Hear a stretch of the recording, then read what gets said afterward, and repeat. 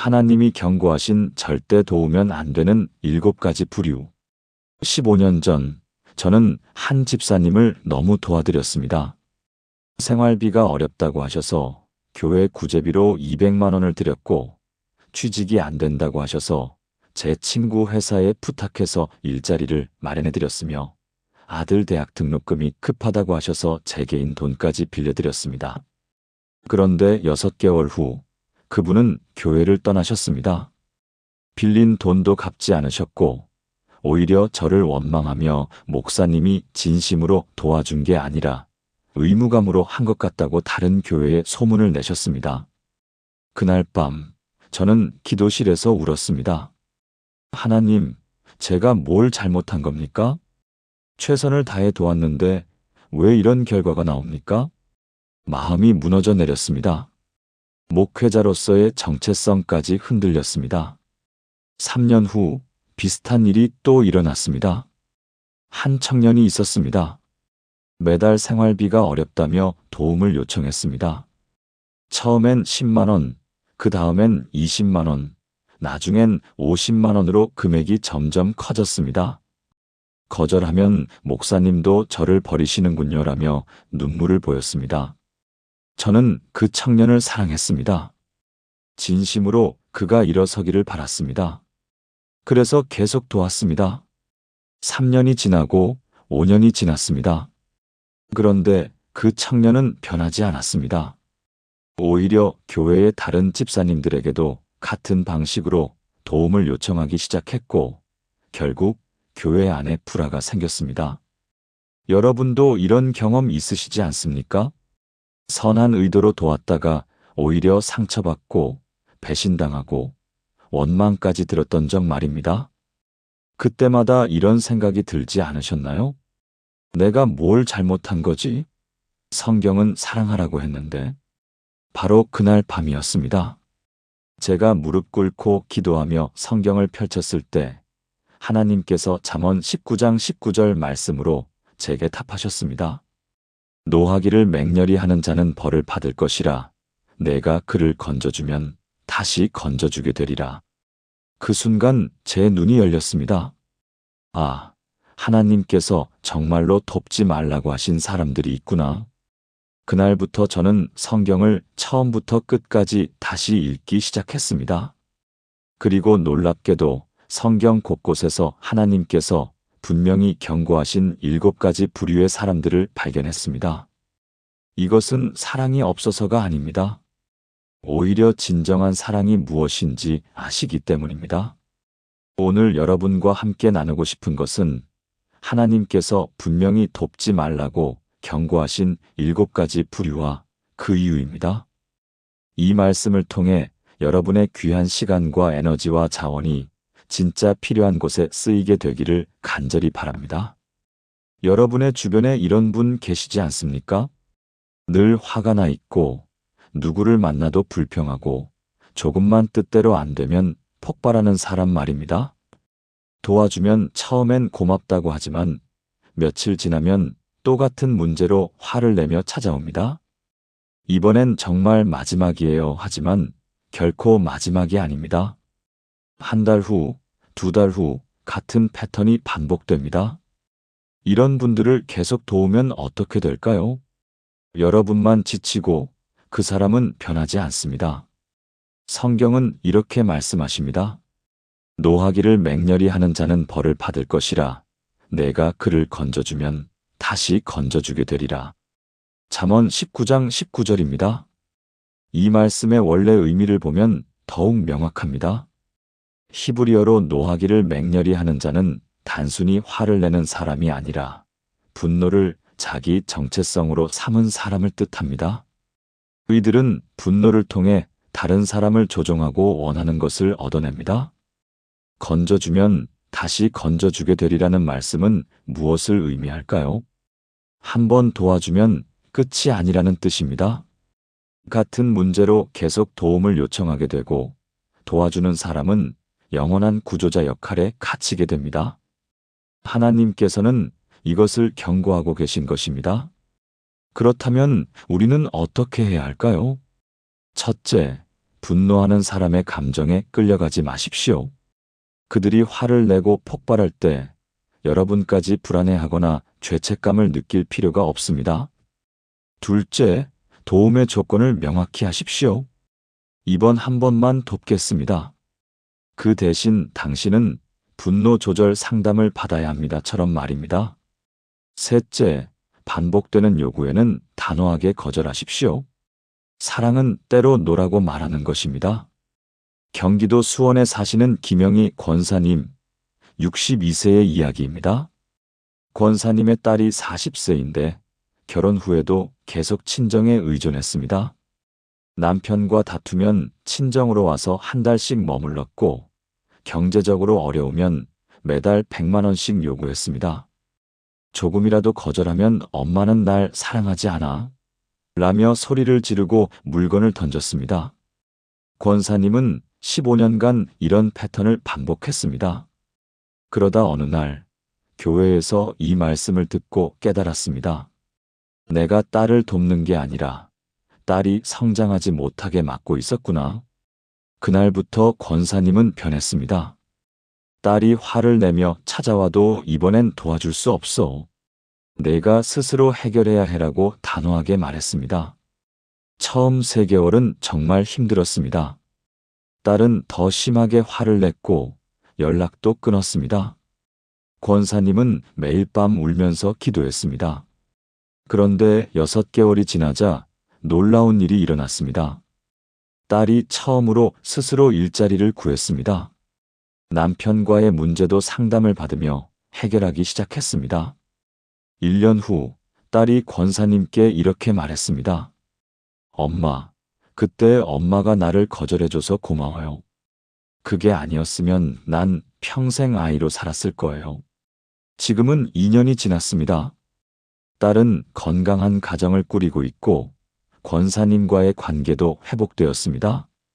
사랑하는 여러분, 지금 저와 함께 이렇게 기도해 보시겠습니까?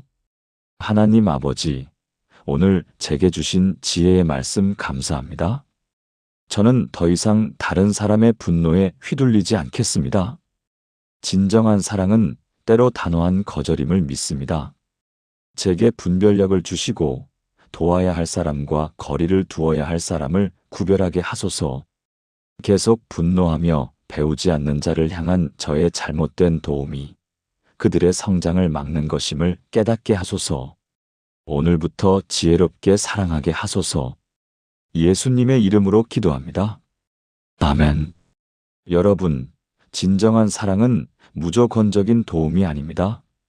그 사람이 진짜 성장할 수 있도록 때로는 단호하게 서는 것입니다. 이제 2번째로 넘어가겠습니다. 교회를 섬기다 보면 이런 분들을 만나게 됩니다. 일할 능력이 있고 기회도 있는데 일하기 싫어서 도움을 요청하는 사람들 말입니다. 취직이 안 돼요. 몸이 안 좋아요. 나이가 많아서요. 핑계는 많지만 정작 일자리를 소개해주면 그 일은 제 적성에 안 맞아요라고 합니다. 이런 분들을 계속 도우면 어떻게 될까요? 그들은 평생 의존적으로 살게 되고 도와주는 사람은 집만 늘어갑니다. 성경은 분명히 말씀하십니다.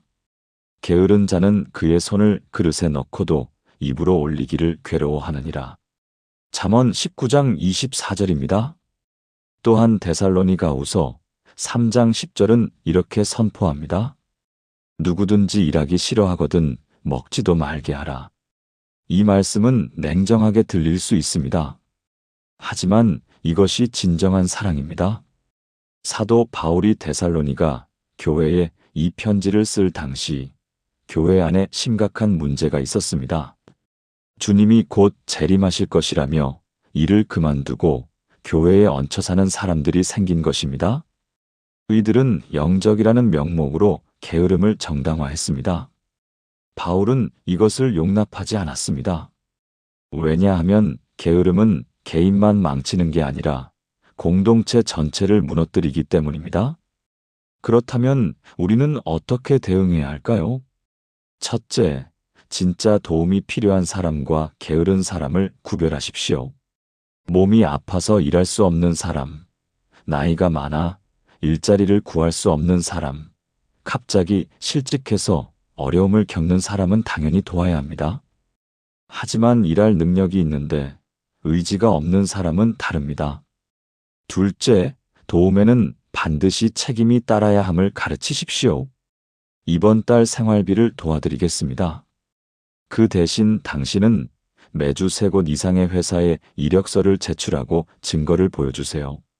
셋째, 반복되는 게으름에는 도움을 중단하십시오. 진정한 사랑은 그 사람이 스스로 일어설 수 있도록 자극하는 것입니다. 부산 해운대에 사시는 박철수 집사님, 58세의 경험입니다. 집사님의 조카가 35세인데 대학을 졸업하고 10년 동안 한 번도 제대로 일한 적이 없었습니다. 취직이 안 돼요라며 삼촌에게 매달 50만 원씩 용돈을 받아 살았습니다. 집사님은 조카를 불쌍히 여겨 8년간 매달 돈을 보냈습니다. 총액이 4,800만 원이었습니다. 그런데 어느 날 교회 성경 공부 시간에 데살로니가후서 3장 말씀을 공부하며 깨달았습니다. 내가 조카를 도운 게 아니라 조카가 게으르게 사는 것을 후원한 거였구나. 다음 달부터 집사님은 송금을 중단했습니다. 조카는 화를 냈습니다. 삼촌은 인정머리도 없어요. 제가 얼마나 힘든지 아세요? 집사님은 흔들렸지만 단호하게 답했습니다. 너를 사랑하기 때문에 이제 도와줄 수 없어. 내가 스스로 일어서야 해. 처음 2달은 연락이 없었습니다. 집사님은 매일 조카를 위해 기도했습니다. 3개월째 되던 날 조카에게서 전화가 왔습니다. 삼촌, 편의점 야간 알바 시작했어요. 힘들지만 처음으로 제 돈으로 밥을 사 먹으니까 맛있네요. 6개월 후 조카는 작은 회사에 정식 취직했습니다. 1년 후 조카가 집사님 댁을 방문했습니다. 봉투를 내밀며 이렇게 말했습니다. 삼촌, 이거 50만 원이에요. 8년간 받은 거 갚으려면 8년 걸리겠지만 매달 갚을게요. 삼촌이 저를 포기하지 않고 오히려 거절해줘서 감사해요. 그게 진짜 사랑이었어요. 지금 조카는 32개월째 매달 50만 원씩 갚고 있고 건강한 직장 생활을 하고 있습니다. 사랑하는 여러분, 지금 함께 기도하시겠습니까? 하나님 아버지, 일하기 싫어하는 자를 분별하는 지혜를 주소서. 저의 도움이 그들의 게으름을 키우는 것이 아니라 그들이 일어서도록 돕는 것이 되게 하소서. 데살로니가후서 3장 10절 말씀처럼 일하기 싫어하는 자에게는 먹을 것도 주지 않는 단호함을 주소서. 이것이 냉정함이 아니라 진정한 사랑임을 믿습니다. 오늘부터 제가 지혜롭게 사랑하게 하소서. 예수님의 이름으로 기도합니다. 아멘. 진정한 사랑은 때로 단호한 거절입니다. 이제 3번째로 넘어가겠습니다. 여러분 주변에 이런 분 계시지 않습니까? 명백히 잘못된 길로 가고 있는데 누가 충고하면 내 인생 내가 알아서 해라고 말하는 사람 말입니다. 같은 실수를 반복하면서도 절대 자기 잘못을 인정하지 않습니다. 항상 남 탓, 환경 탓만 합니다. 이런 분들에게 아무리 좋은 조언을 해도 소용이 없습니다. 오히려 당신은 나를 판단하는군요라며 화를 냅니다. 성경은 이런 사람에 대해 무엇이라 말씀하실까요? 내가 스스로 지혜롭게 여기는 자를 보았느냐? 그보다 미련한 자에게 오히려 바랄 것이 있느니라. 잠언 26장 12절입니다. 또한 잠언 29장 1절은 이렇게 경고합니다. 자주 책망을 받으면서도 목이 곧은 사람은 갑자기 패망을 당하고 피하지 못하리라. 이 말씀들의 의미가 무엇일까요? 스스로 지혜롭다고 여기는 자, 즉 교만한 자는 미련한 자보다 더 위험하다는 뜻입니다. 미련한 자는 자기가 부족함을 알기에 배울 수 있지만 교만한 자는 자기가 이미 다 안다고 생각하기에 절대 배우지 못합니다. 목이 곧은 사람은 히브리어로 목을 굳게 하는 사람이라는 뜻입니다. 고개를 숙이지 않고 하나님께도 사람에게도 배우려 하지 않는 사람을 말합니다. 이런 사람은 반드시 갑자기 망하게 됩니다. 왜냐하면 하나님께서 교만한 자를 대적하시기 때문입니다. 그렇다면 우리는 어떻게 대처해야 할까요? 첫째, 충고를 거부하는 사람에게 계속 조언하려 하지 마십시오. 그것은 시간 낭비일 뿐 아니라 여러분만 지치게 됩니다. 둘째, 내가 도와주려면 내가 먼저 겸손하게 들을 자세를 가져야 해라고 분명히 말하십시오. 조건을 제시하는 것입니다. 셋째, 계속 교만하다면 거리를 두십시오. 잠언 22장 10절은 이렇게 말씀합니다. 거만한 자를 쫓아내면 다툼이 쉬고 싸움과 수욕이 그치느니라. 서울 강남에 사시는 최은경 권사님, 65세의 이야기입니다. 권사님의 오랜 친구가 있었습니다. 같은 교회를 다니는 이 친구는 매번 사업 실패를 반복했습니다. 한 번은 치킨집, 다음엔 카페, 그 다음엔 옷가게. 모두 망했습니다. 권사님은 매번 언니, 이번엔 좀 더 신중하게 생각해봐. 전문가 상담도 받아보고. 라고 조언했습니다. 하지만 친구는 항상 이렇게 답했습니다. 괜찮아. 나는 이번엔 느낌이 좋아. 너는 부정적이야. 결국 친구는 3번의 사업 실패로 빚이 8천만 원이 되었습니다. 그리고 권사님에게 돈을 빌려달라고 했습니다. 이번에는 정말 확실한 사업이야. 3천만 원만 빌려줘. 권사님은 고민했습니다. 오랜 친구니까 도와주고 싶었습니다. 하지만 성경 말씀이 떠올랐습니다. 자주 책망을 받으면서도 목이 곧은 사람은. 권사님은 단호하게 말했습니다. 언니, 미안하지만 이번엔 도와줄 수 없어. 지난 3번 동안 내가 조언할 때마다 무시했잖아. 언니가 먼저 겸손하게 전문가 상담을 받고 제대로 된 계획을 세운다면 그때 다시 얘기해보자. 친구는 화를 냈습니다.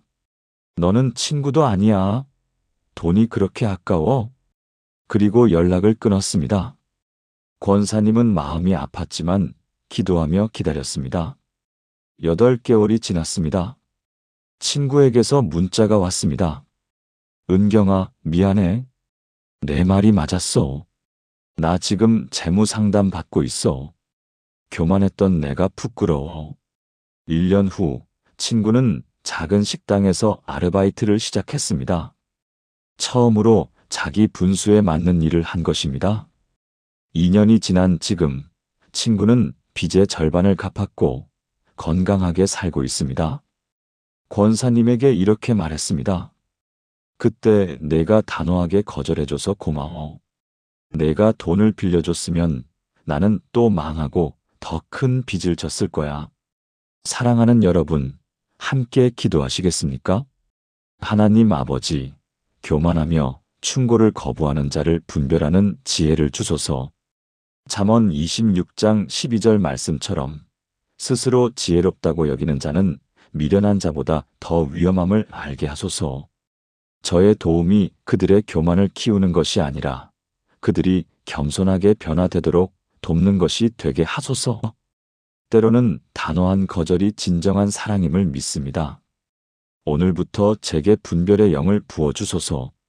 예수님의 이름으로 기도합니다. 아멘. 교만한 자에게는 거리를 두는 것이 진정한 사랑입니다. 이제 4번째로 넘어가겠습니다. 교회를 오래 섬기다 보면 안타깝게도 이런 분들을 만나게 됩니다. 불쌍한 사연으로 도움을 요청했는데 나중에 보니 거짓말이었던 경우 말입니다. 아버지가 암 수술을 해야 하는데 돈이 없어요라고 했는데 알고 보니 아버지는 건강하셨고 돈은 도박에 쓰였습니다. 집에 보일러가 고장나서 아이들이 추위에 떨고 있어요 라고 했는데 알고 보니 보일러는 멀쩡했고 돈은 다른 곳에 쓰였습니다. 이런 일을 당하면 정말 마음이 아프지 않습니까? 배신감과 함께 내가 바보였나? 하는 생각이 들지요. 성경은 거짓말하는 자에 대해 무엇이라 말씀하실까요? 거짓말하는 자는 미움을 일으키고 아첨하는 입은 패망을 일으키느니라. 잠언 26장 28절입니다. 또한 잠언 6장 16절부터 19절은 이렇게 선포합니다. 여호와께서 미워하시는 것 곧 그의 마음에 싫어하시는 것이 예닐곱 가지니 곧 교만한 눈과 거짓된 혀와 무죄한 자의 피를 흘리는 손과 악한 계교를 꾀하는 마음과 빨리 악으로 달려가는 발과 거짓을 말하는 망령된 증인과 그리고 형제 사이를 이간하는 자니라. 여기서 주목할 것은 무엇입니까? 7가지 중 3가지가 거짓말과 관련되어 있다는 사실입니다. 거짓된 혀, 거짓을 말하는 망령된 증인, 그리고 악한 계교를 꾀하는 마음입니다.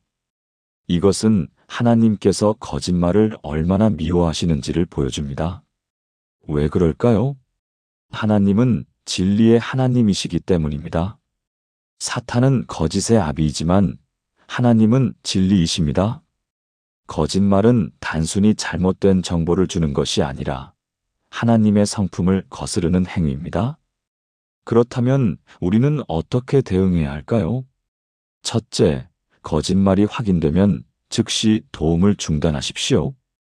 2번째, 기회를 주는 것이 사랑처럼 보이지만 실제로는 거짓말을 용인하는 것입니다. 둘째, 명확하게 말하십시오. 거짓말이 확인되었습니다. 이제 더 이상 도와드릴 수 없습니다. 셋째, 다른 사람들에게도 알리십시오. 이것은 험담이 아니라 같은 피해를 막기 위한 보호 조치입니다. 대구 수성구에 사시는 김태현 장로님, 68세의 경험입니다. 장로님의 교회에 한 청년이 새벽 기도회에 나오기 시작했습니다. 정말 열심이었습니다. 매일 나와서 눈물로 기도했습니다. 3개월 후 그 청년이 장로님을 찾아왔습니다. 장로님, 제가 사업을 시작하려는데 보증금이 500만 원 부족합니다. 빌려주시면 3개월 후 이자까지 갚겠습니다. 청년의 눈물과 열심을 본 장로님은 돈을 빌려주었습니다.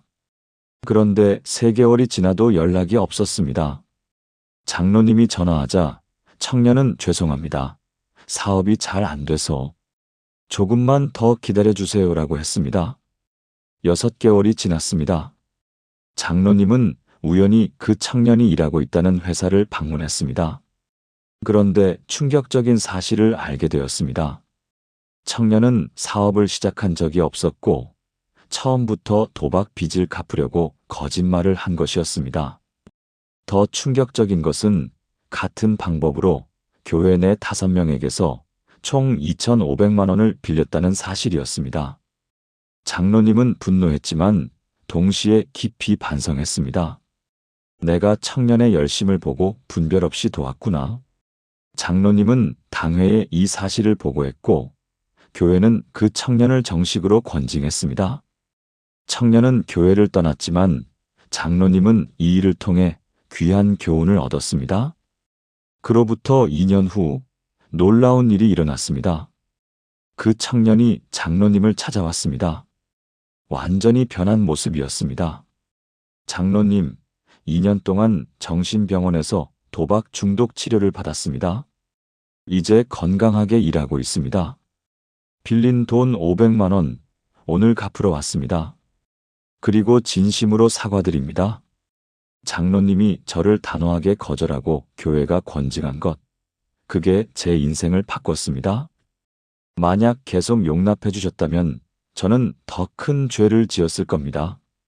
청년은 울면서 돈을 건넸습니다. 장로님도 울었습니다. 지금 그 청년은 건강한 신앙생활을 하며 다른 중독자들을 돕는 사역을 하고 있습니다. 사랑하는 여러분, 함께 기도하시겠습니까? 하나님 아버지, 거짓말하며 속이는 자를 분별하는 영안을 주소서. 잠언 26장 28절 말씀처럼 거짓말하는 자는 미움을 일으키고 패망을 일으킴을 알게 하소서. 저의 선함이 악용되지 않도록 지혜를 주시고 거짓이 확인되면 단호하게 대처하는 용기를 주소서. 이것이 냉정함이 아니라 그 사람이 진정으로 변화되도록 돕는 진정한 사랑임을 믿습니다. 오늘부터 진리 안에서 사랑하게 하소서. 예수님의 이름으로 기도합니다. 아멘. 거짓에는 단호함이, 회개에는 용서가 필요합니다. 이제 5번째로 넘어가겠습니다. 여러분의 주변에 이런 사람 계시지 않습니까? 가는 곳마다 다툼이 일어나고 만나는 사람마다 갈등이 생기는 사람 말입니다.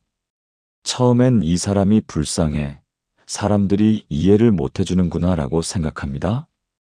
그래서 도와주려고 합니다. 그런데 시간이 지나면 알게 됩니다. 문제는 다른 사람들이 아니라 바로 그 사람이라는 것을 말입니다. 이런 사람을 계속 도우면 어떻게 될까요? 결국 여러분까지 다툼과 분쟁에 휘말리게 됩니다. 성경은 이런 사람에 대해 무엇이라 말씀하실까요?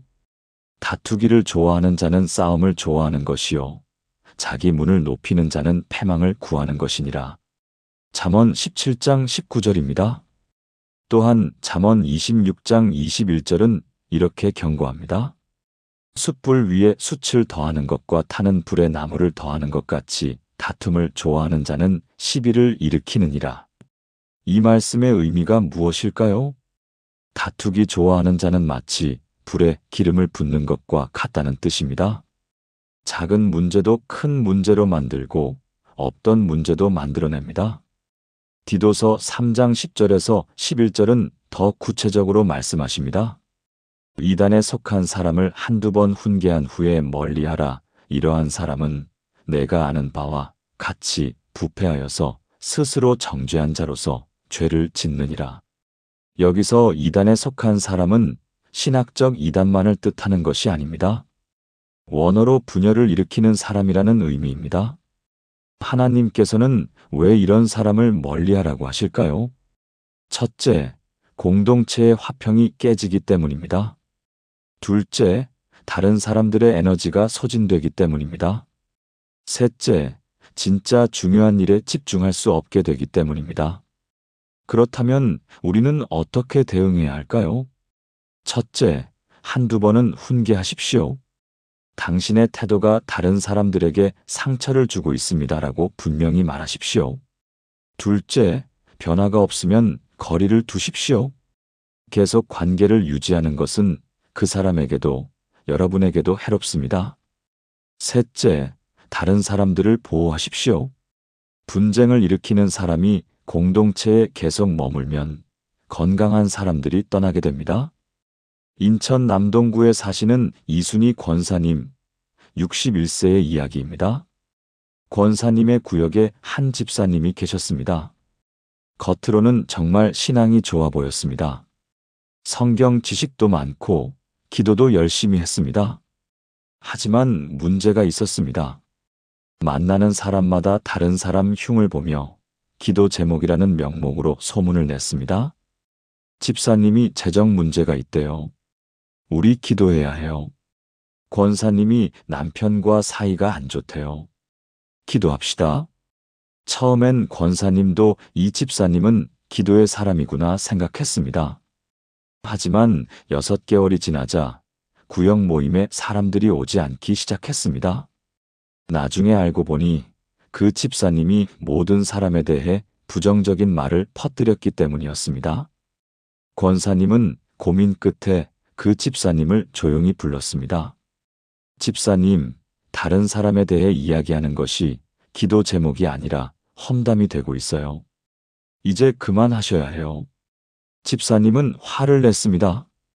권사님은 저를 판단하시는군요. 저는 기도하려고 한 건데. 권사님은 한 번 더 기회를 주었습니다. 하지만 한 달 후 같은 일이 반복되었습니다. 권사님은 담임 목사님께 상황을 보고했고, 목사님은 그 집사님과 상담했습니다. 하지만 집사님은 변하지 않았습니다. 결국 교회는 그 집사님을 구역장 직분에서 해임했습니다. 집사님은 교회를 떠났습니다. 떠나면서 이 교회는 사랑이 없어 라고 소리쳤습니다. 그로부터 3개월 후 놀라운 일이 일어났습니다. 구역 모임에 사람들이 다시 모이기 시작했습니다. 1년 후 구역원이 2배로 늘었습니다. 사람들은 이렇게 말했습니다. 이제 편하게 모임에 올 수 있어요. 뒤에서 뭐라고 할까봐 두렵지 않아요. 권사님은 깨달았습니다. 한 사람의 분쟁이 얼마나 많은 사람을 아프게 했는지.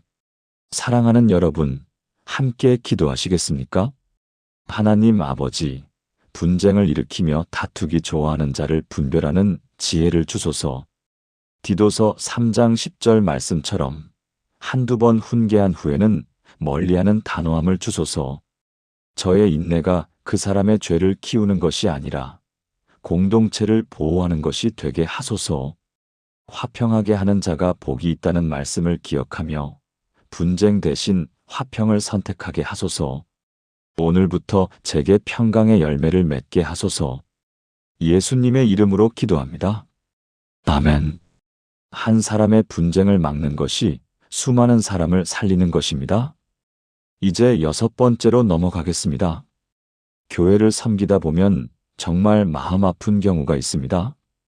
아무리 도와줘도 만족하지 못하고 계속 더 많은 것을 요구하는 사람들 말입니다. 처음엔 10만 원, 다음엔 50만 원, 그 다음엔 100만 원. 도와줄 때마다 정말 고맙습니다. 이번이 마지막입니다라고 하지만 결코 마지막이 아닙니다. 한 달 후, 2달 후 또 찾아옵니다. 더 큰 금액을 요구하며 거절하면 그동안 도와준 것도 진심이 아니었군요라며 원망합니다. 이런 분들을 계속 도우면 어떻게 될까요? 바닥 없는 항아리에 물을 붓는 것과 같습니다. 성경은 이런 사람에 대해 무엇이라 말씀하실까요? 악한 눈이 있는 자는 재물을 얻기에만 급하고 빈궁이 자기에게로 임할 줄은 알지 못하느니라. 잠언 28장 22절입니다. 또한 잠언 23장 6절에서 8절은 이렇게 경고합니다. 악한 눈이 있는 자의 음식을 먹지 말며 그의 맛있는 음식을 탐하지 말지어다 대저 그 마음의 생각이 어떠하면 그 위인도 그러한지. 그가 내게 먹고 마시라 할지라도 그의 마음은 너와 함께하지 아니함이라. 내가 조금 먹은 것도 토하겠고 내 아름다운 말도 헛된 대로 돌아가리라. 이 말씀의 의미가 무엇일까요? 악한 눈은 히브리어로 탐욕스러운 눈을 뜻합니다. 겉으로는 친절하고 감사하는 척하지만 속으로는 더 많은 것을 얻으려는 계산이 가득한 사람을 말합니다. 이런 사람과 함께하면 어떻게 될까요? 아무리 베풀어도 결국 배신당하고 여러분이 준 것도 후회하게 됩니다. 디모데전서 6장 9절에서 10절은 더욱 강력하게 경고합니다. 부하려 하는 자들은 시험과 올무와 여러 가지 어리석고 해로운 욕심에 떨어지나니 곧 사람으로 파멸과 멸망에 빠지게 하는 것이라. 돈을 사랑함이 일만 악의 뿌리가 되나니 이것을 탐내는 자들은 미혹을 받아 믿음에서 떠나 많은 근심으로써 자기를 찔렀도다. 탐욕은 단순히 돈을 좋아하는 것이 아닙니다. 만족을 모르고 항상 더 많은 것을 원하며 그것을 위해 다른 사람을 이용하는 태도입니다. 그렇다면 우리는 어떻게 대응해야 할까요? 첫째, 도움의 한계를 명확히 정하십시오. 이번 달 생활비 50만 원을 드립니다. 하지만 이것이 마지막입니다. 둘째, 계속된 요구에는 단호하게 거절하십시오. 이미 말씀드렸듯이 더 이상 도와드릴 수 없습니다. 셋째, 탐욕을 직접 지적하십시오. 당신의 문제는 돈이 부족한 것이 아니라 만족을 모르는 것입니다. 광주 서구에 사시는 박미숙 집사님, 59세의 경험입니다. 집사님의 사촌 언니가 서울에 살고 계셨습니다. 10년 전부터 언니는 계속 돈을 빌렸습니다. 남편 사업이 어려워서, 아들 결혼 자금이 부족해서, 집 수리비가 필요해서. 집사님은 사촌 언니니까 도와줘야 한다고 생각했습니다. 10년간 총 5천만 원을 빌려줬습니다. 한 번도 갚은 적이 없었습니다. 작년 추석 때 언니가 또 전화했습니다. 미수가 이번엔 정말 급해. 500만 원만 더 빌려줘. 그런데 그 전날 집사님은 우연히 언니의 페이스북을 보게 되었습니다. 명품 가방 사진, 해외여행 사진, 고급 레스토랑 사진. 집사님은 충격을 받았습니다. 내가 빌려준 돈으로 이렇게 산 거야? 집사님은 언니에게 전화했습니다. 언니, 이번엔 빌려줄 수 없어요. 그동안 빌려준 5천만 원도 한 번도 갚지 않으셨잖아요. 언니는 돈이 없는 게 아니라 만족을 모르는 거예요. 언니는 화를 냈습니다. 너는 인정도 없구나. 사촌 언니가 어려운데. 집사님은 마음이 아팠지만 단호하게 답했습니다. 언니, 저는 더 이상 언니의 탐욕을 도와드릴 수 없어요. 진짜 어려우시면 명품 가방부터 파세요. 언니는 연락을 끊었습니다. 1년이 지났습니다. 올해 설날, 언니에게서 문자가 왔습니다. 미수가 미안해. 내 말이 맞았어. 나 작년에 파산했어. 명품과 허영에 취해서 진짜 중요한 것을 잃었어. 지금은 작은 아파트에서 검소하게 살고 있어. 빌린 돈은 조금씩이라도 꼭 갚을게. 그리고 고마워. 내가 단호하게 거절해준 덕분에 정신을 차렸어. 집사님은 울었습니다. 기쁨의 눈물이었습니다. 언니는 지금 매달 20만 원씩 갚고 있고 건강한 삶을 살고 있습니다. 사랑하는 여러분, 함께 기도하시겠습니까? 하나님 아버지, 탐욕스러우며 만족을 모르는 자를 분별하는 지혜를 주소서. 잠언 28장 22절 말씀처럼 악한 눈이 있는 자는 재물을 얻기에만 급함을 알게 하소서. 저의 도움이 그들의 탐욕을 채우는 것이 아니라 그들이 만족을 배우도록 돕는 것이 되게 하소서. 디모데전서 6장 말씀처럼 돈을 사랑함이 일만 악의 뿌리임을 기억하게 하소서. 오늘부터 제게 분별의 은혜를 부어주시고 지혜롭게 베푸는 자가 되게 하소서. 예수님의 이름으로 기도합니다. 아멘. 탐욕을 채워주는 것은 사랑이 아니라 공범입니다. 이제 마지막 7번째로 넘어가겠습니다. 지금까지 나눈 6가지는 주로 성품과 태도의 문제였습니다. 하지만 마지막 7번째는 가장 심각한 영적 문제입니다. 복음을 명확히 들었음에도 거부하고 하나님을 조롱하며 성경을 비웃는 사람들 말입니다. 여러분도 이런 분들 만나보셨을 겁니다. 경제적으로 도와달라고 하면서도 예수 믿으라는 말은 하지 마세요라고 합니다. 교회의 도움을 받으면서도 종교는 다 똑같아요. 성경은 옛날 책이에요라고 비웃습니다. 심지어 교회 안에서도 이런 사람들이 있습니다. 입으로는 예수를 믿는다 하면서 실제로는 세상과 똑같이 살며 하나님의 말씀을 무시합니다. 이런 사람들을 계속 도와야 할까요? 성경은 무엇이라 말씀하실까요? 거룩한 것을 개에게 주지 말며 너희 진주를 돼지 앞에 던지지 말라. 그들이 그것을 발로 밟고 돌이켜 너희를 찢어 상하게 할까 염려하라. 마태복음 7장 6절 예수님께서 직접 하신 말씀입니다. 이 말씀이 충격적이지 않습니까? 사랑과 긍휼의 예수님께서 개, 돼지라는 강한 표현을 사용하셨습니다. 이것은 모욕이 아니라 영적 상태를 설명하는 것입니다. 개는 토한 것을 다시 먹고 돼지는 씻겨진 후에 다시 지늘게 뒹굽니다. 이것은 복음을 들어도 변하지 않고 은혜를 받아도 다시 죄로 돌아가며 하나님의 선함을 경험해도 감사하지 않는 사람을 비유하는 것입니다. 디도서 3장 10절에서 11절도 명확히 말씀합니다. 이단에 속한 사람을 한두 번 훈계한 후에 멀리하라. 이러한 사람은 내가 아는 바와 같이 부패하여서 스스로 정죄한 자로서 죄를 짓느니라. 잠언 9장 7절에서 8절은 이렇게 경고합니다. 거만한 자를 징계하는 자는 도리어 능욕을 받고 악인을 책망하는 자는 도리어 흠이 잡히느니라. 거만한 자를 책망하지 말라. 그가 너를 미워할까 두려우니라. 지혜 있는 자를 책망하라. 그가 너를 사랑하리라. 이 말씀들의 핵심은 무엇입니까?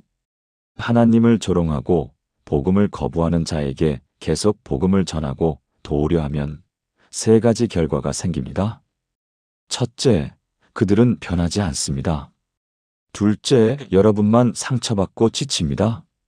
셋째, 귀한 복음이 모욕당하게 됩니다. 그렇다면 우리는 어떻게 해야 할까요?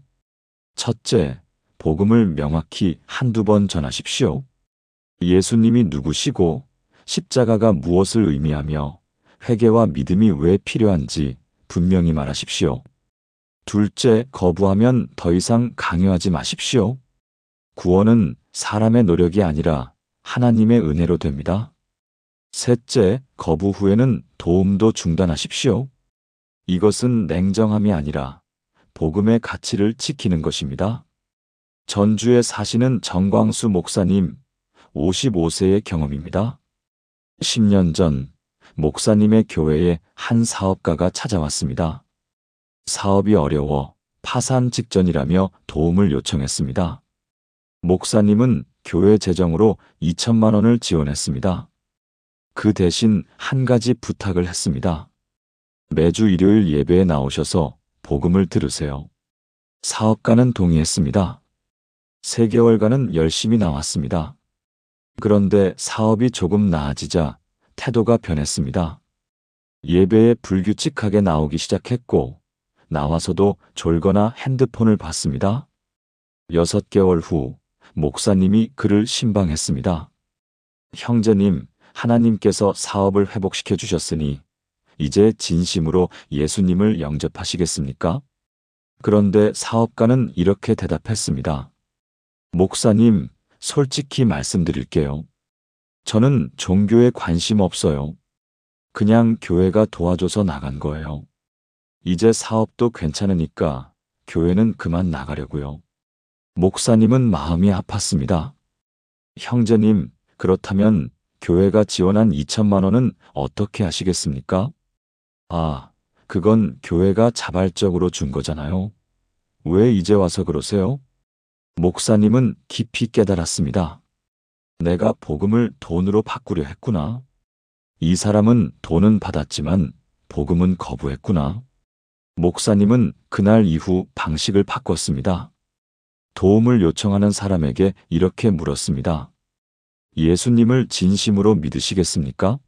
아니면 그냥 돈만 필요하신 겁니까? 대부분 솔직히 돈만 필요합니다라고 답했습니다. 그러면 목사님은 정중히 거절했습니다. 죄송합니다. 우리 교회는 복음을 함께 나눌 수 있는 분들을 돕습니다. 그로부터 3년 후 놀라운 일이 일어났습니다. 그 사업가가 다시 교회를 찾아왔습니다. 완전히 달라진 모습이었습니다. 목사님, 3년 전에 제가 너무 교만했습니다.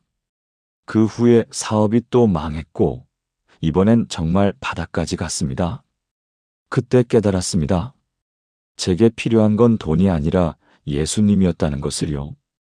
이제 진심으로 믿고 싶습니다. 목사님은 울면서 그를 안았습니다.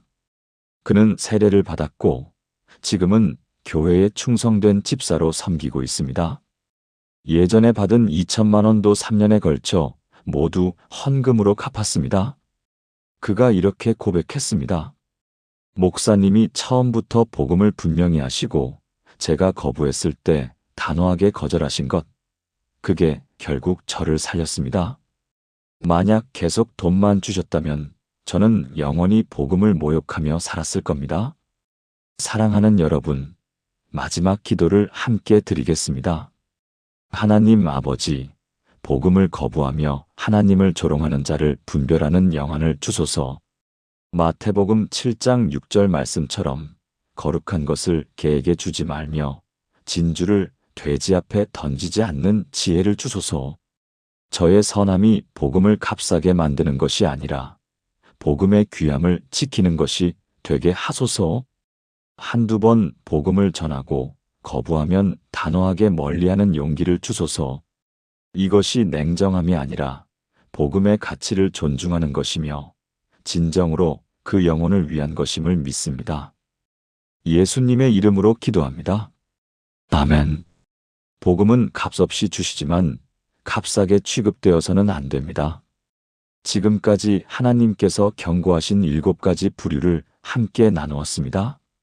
이제 이 모든 말씀을 하나의 기도로 드리겠습니다. 사랑하는 여러분, 함께 기도하시겠습니까? 전능하신 하나님 아버지, 오늘 이 시간 주신 지혜의 말씀들을 감사드립니다.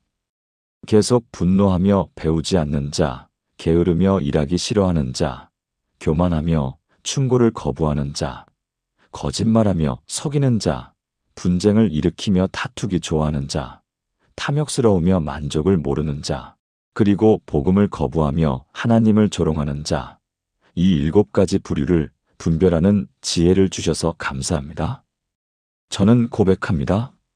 진정한 사랑은 무조건적인 도움이 아니라 때로는 단호한 거절임을 믿습니다. 잠언 19장 19절 말씀처럼 어떤 사람을 계속 건져주면 다시 건져주게 되는 악순환에 빠질 수 있음을 깨달았습니다. 데살로니가후서 3장 10절 말씀처럼 일하기 싫어하는 자에게는 먹지도 말게 하는 것이 진정한 사랑임을 믿습니다. 잠언 26장 12절 말씀처럼 스스로 지혜롭다고 여기는 자는 미련한 자보다 더 위험함을 알았습니다.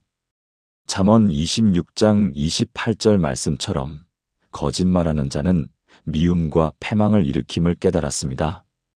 디도서 3장 10절 말씀처럼 분쟁을 일으키는 자는 한두 번 훈계한 후 멀리해야 함을 배웠습니다. 잠언 28장 22절 말씀처럼 탐욕스러운 자는 재물 얻기에만 급하며 빈궁이 임할 것을 모름을 알았습니다. 마태복음 7장 6절 말씀처럼 거룩한 것을 개에게 주지 말며 진주를 돼지 앞에 던지지 말아야 함을 깨달았습니다. 하나님 아버지, 오늘부터 저에게 분별의 영을 부어주소서. 진짜 도움이 필요한 사람과 그렇지 않은 사람을 구별하게 하시고 저의 선함이 악용되지 않도록 지혜를 주소서. 도와야 할 때는 최선을 다해 돕고 거절해야 할 때는 단호하게 거절하는 용기를 주소서. 이것이 냉정함이 아니라 진정한 사랑임을, 그 사람이 진짜 변화되고 성장하도록 돕는 것임을 믿습니다. 저의 시간과 에너지와 자원이 진짜 필요한 곳에 쓰이게 하시고 하나님께서 기뻐하시는 방식으로 사랑하게 하소서. 때로는 도움으로, 때로는 거절로, 때로는 멀리함으로 진정한 사랑을 실천하게 하소서. 하나님의 지혜가 제 안에 충만하게 하시고 성령의 분별력이 제 마음에 가득하게 하소서. 오늘 이 말씀을 들은 모든 분들도 똑같은 은혜를 경험하게 하소서. 더 이상 잘못된 도움으로 고통받지 않게 하시고 지혜로운 사랑으로 많은 사람을 살리는 자들이 되게 하소서. 이 모든 것을 믿고 간구하며 살아계신 예수 그리스도의 이름으로 기도합니다.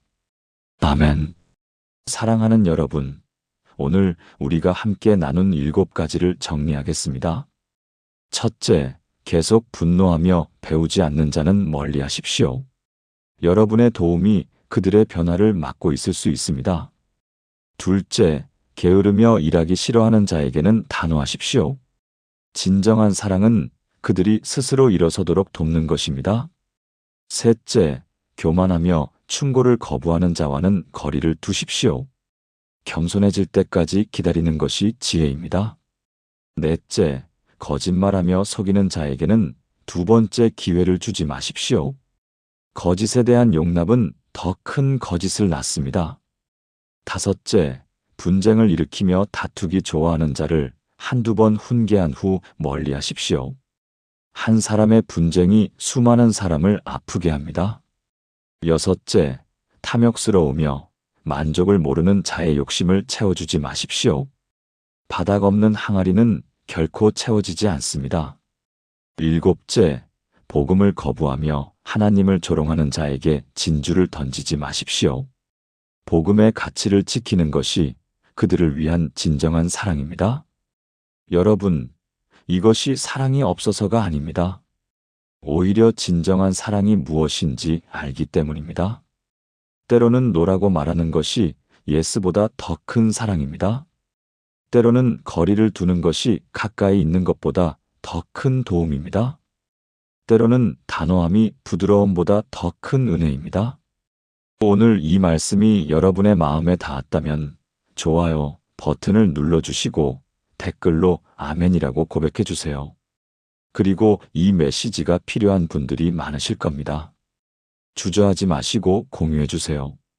여러분의 한 번의 공유가 누군가의 인생을 바꿀 수 있습니다. 하나님의 은혜가 여러분의 가정과 삶에 늘 함께 하시기를 축복합니다.